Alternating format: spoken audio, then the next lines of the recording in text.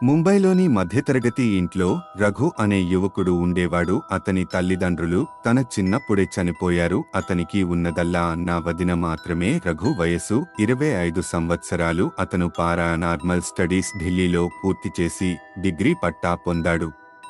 తిరిగి తన సొంత ఊరు ముంబైకి వచ్చి తన రీసెర్చ్ మొదలు పెట్టాడు.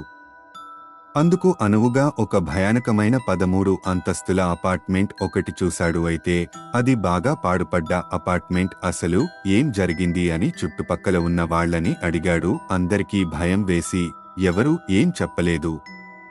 కాని ఒక ముసలాయన జరిగింది చెప్పాడు. సరిగ్గా 25 సంవత్సరాల క్రితం ఒకరోజు అర్ధరాత్రి 1 గంట సమయంలో కుండపోత వర్షం కురుస్తోంది. ఇంతలో ఒక పెద్ద అరుపు వినిపించింది ఆ అపార్ట్మెంట్లో నుంచి. తర్వాత ఒక ఆవిడ అపార్ట్మెంట్ పైనుంచి దూకి ఆత్మహత్య చేసుకుంది. ఇది జరిగిన కొన్ని రోజుల తర్వాత చనిపోయిన ఆవిడ తాలూకు భర్త హత్య చేయబడ్డాడు. తీరా పోలీసులు ఆరా తీస్తే భార్యాభర్తల మధ్య గొడవలు అయ్యేవి అని, అందువల్ల వాళ్ల ఆవిడ తన భర్త పెట్టే టార్చర్ భరించలేక ఆత్మహత్య చేసుకుందని. కానీ భర్త చనిపోవడానికి ఎవరు కారణం అనేది తెలియలేదు. సరిగ్గా ఈ సంఘటన జరిగి 1 సంవత్సరం అవుతుంది బాబూ అని చెప్పి ఆ ముసలాయన వెళ్లిపోయారు. సరిగ్గా 6 నెలల తర్వాత ఒకరోజు అర్ధరాత్రి 1 గంటకి దెయ్యాన్ని కనుక్కోవడానికి ఉపయోగించి పరికరాలన్నీ ఆ 13 అంతస్తులు అపార్ట్మెంట్కి తీసుకువచ్చాడు రఘు. అతను అక్కడ ఉన్న లిఫ్ట్ ఎక్కాడు. అప్పుడు అతని చేతిలో ఉన్న ఈఎంఎఫ్ ఎలక్ట్రోమాగ్నెటిక్ ఫోర్స్ సౌండ్ చేస్తూ ఫ్రీక్వెన్సీ పెరగటం మొదలైంది. తనకు అప్పుడు అర్థమైంది ఏమిటంటే లిఫ్ట్లో ఏదో ఒక సూపర్ నేచురల్ పవర్ ఉంది అని అనుకుని వెంటనే ఎలివేటర్ గేమ్ ని మొదలు పెట్టాడు. మొదటి లిఫ్టులో 4వ ఫ్లోర్కి వెళ్లాడు. అక్కడ మనుషులు ఎవరు లేరు. వెంటనే 2వ ఫ్లోర్కి వెళ్లాడు. అక్కడ కూడా ఇదే పరిస్థితి. అలా 6, 2, 8, 4, 10 ఫ్లోర్లకి వెళ్లాడు. తర్వాత అతను లిఫ్ట్లో ఏ బటన్ నొక్కలేదు. వెంటనే ఆ లిఫ్ట్ సరాసరి 5వ ఫ్లోర్ వద్దకు వచ్చి ఆగింది. డోర్ తెరుచుకోగానే నల్లటి ఆకారంలో జుట్టు విరబోసుకుని ఉన్న ఆవిడ లిఫ్ట్ ఎక్కింది. Elevator game rules. రఘు ఆ లిఫ్ట్లో ఏ బటన్ నొక్కలేదు. వెంటనే ఆ లిఫ్ట్ మళ్లీ స్టార్ట్ అయ్యి ఏ ఫ్లోర్లో ఆగిందో తెలియలేదు. ఆ ఫ్లోర్ నెంబర్ కూడా కనిపించలేదు. లిఫ్ట్ డోర్ ఓపెన్ అయ్యింది. రఘుకి అక్కడంతా చీకటిగా ఉంది. రఘు పక్కన ఉన్న ఆవిడ ఆ చీకట్లోకి వెళ్లిపోయింది. రఘు లిఫ్ట్లో నుంచి బయటికి వచ్చాడు. అంతే, రఘు పూర్తిగా ఆత్మల లోకంలోకి ప్రవేశించాడు.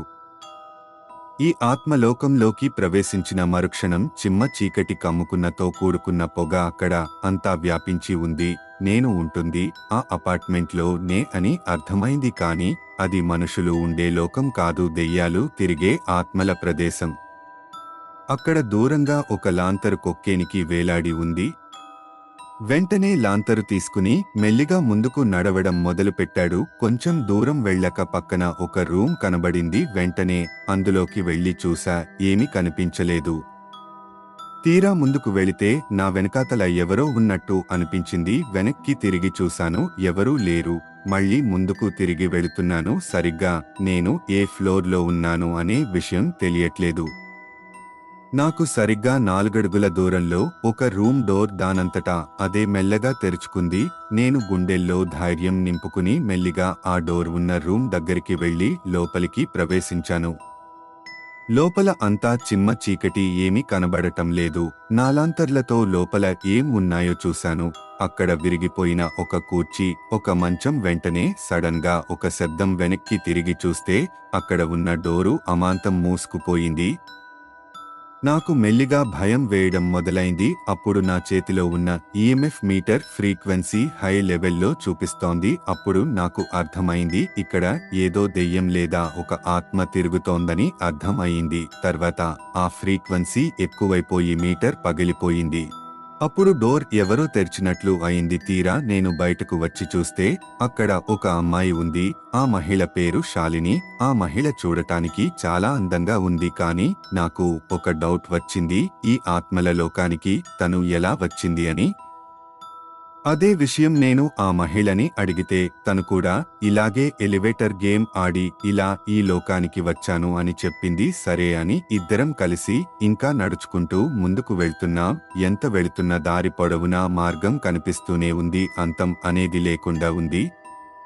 అయితే నేను తను కలిసి అక్కడ ఉన్నటువంటి ఒక రెడ్ కలర్ డోర్ ఉన్నటువంటి రూమ్లోకి వెళ్ళాము. కేవలం ఈ రూమ్ మాత్రమే రెడ్ కలర్ డోర్ ఉంది, అందుకని ఇందులోకి వెళ్ళాము.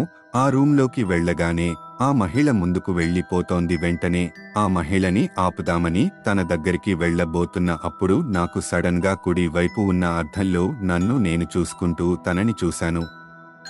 అప్పుడు నాకు చాలా భయం వేసింది. కారణం తను అద్దంలో చాలా భయంకరంగా ఉంది. తన రెండు కళ్ళు తెల్లని గుడ్లులా మారిపోయాయి. తను నా వైపుకు తిరిగి చూడగానే నాకు మరి భయంకరంగా కనిపించింది.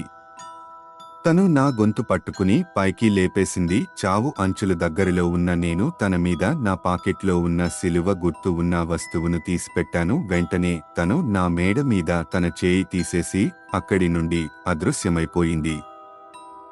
నేను వెంటనే భయంతో లిఫ్ట్ దగ్గరికి వెళ్ళాను. అప్పుడు నాకు దూరం నుంచి ఒక శబ్దం వినిపించింది. వెంటనే వెనక్కి తిరిగి చూశాను. దూరం నుంచి ఏదో తెలియని ఆకారం వేగంగా నా దగ్గరకు వస్తోంది. ఆ ఆకారం మరెవరో కాదు, ఈ అపార్ట్మెంట్స్ లో ఆత్మహత్య చేసుకున్న ఆవిడ. ఈ ఆత్మల ప్రపంచంలోనూ అలాగే మన ప్రపంచంలోనూ తిరుగుతోంది. నాకు కథ చెప్పిన ఆ ముసలాయన ఈవిడ ఫోటో కూడా చూపించాడు. అందుకే ఆవిడను గుర్తుపట్టాను. మొత్తంగా నన్ను రెండు దెయ్యాలు వెంబడిస్తున్నాయి అనే విషయం నాకు తెలిసింది.